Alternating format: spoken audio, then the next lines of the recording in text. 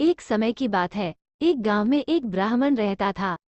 एक बार किसी परिवार ने उसे अपने यहाँ ब्राह्मण भोज पर बुलाया और दान में उसे एक बकरा दिया। बकरे को पाकर वो बड़ा खुश हुआ और खुशी से अपने घर जाने लगा। रास्ता लंबा और सुनसान था। रास्ते में ब्राह्मण के कंधे पर बकरे को देखकर तीन ठग के मन में उस बकरे को चुराने का विचार आया। तीनों ने उसे हथियाने की योजना बना ली। तीनों अलग अलग हो गए। ब्राह्मण के पास से गुजरते हुए एक ठग ने उनसे कहा, क्या पंडित जी, एक ब्राह्मण होकर एक कुत्ते को अपने कंधों पर उठा रखा है आपने?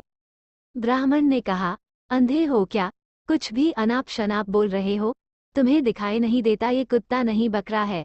इस पर ठग ने कहा, मेरे काम था आपको बताना, आगे आपकी मर्जी। थोड़ी दूर चलने के बाद ब्राह्मण को दूसरा ठग मिला। उसने ब्राह्मण से कहा, पंडित जी, क्या आप नहीं जानते उच्च कुल के लोगों को अपने कंधों पर कुत्ता नहीं लादना चाहिए?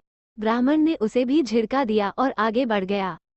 थोड़ी और दूर आगे जाने के बाद ब्राह्मण को तीसरा ठग मिला और उसने पूछा, पंडित जी, इस कुत्ते को पीठ पर लाद के जाने का क्या कारण है? इस बार ब्राह्मण के मन में शक आया कि कहीं उसकी ही आंखें तो धोखा तो नहीं खा रही है। इतने लोग तो झूठ नहीं बोल सकते। और उसने रास्ते में थोड़ा आगे जाकर बकरे को अपने कंधे से उतार दिया और अपने घर की ओर आगे बढ़ गया। उसके आगे जाते ही तीनों ठग बकरे को वहां से उठा ले गए और उसे मारकर उसकी दावत खाए।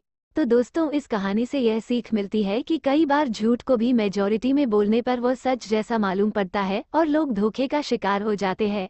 इसलिए दूसरे के बहकावे में न आए, अपना निर्णय सोच समझ कर ही फैसला करें। अगर कहानी अच्छी लगी हो तो प्लीज लाइक करें, सब्सक्राइब करें। धन्यवाद।